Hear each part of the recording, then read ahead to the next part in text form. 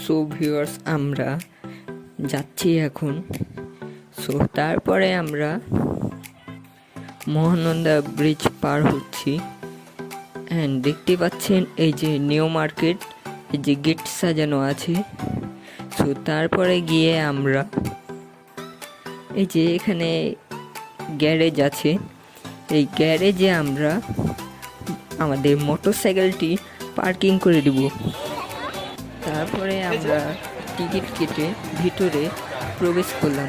তো প্রবেশ করার পর আমাকে সবচেয়ে বেশি ভালো লেগেছে এই গানের তালে তালে এই যে এই পানির ফোয়ারাটি। সো দেখতে পাচ্ছেন কিভাবে আকাশে উড়ে যাচ্ছে।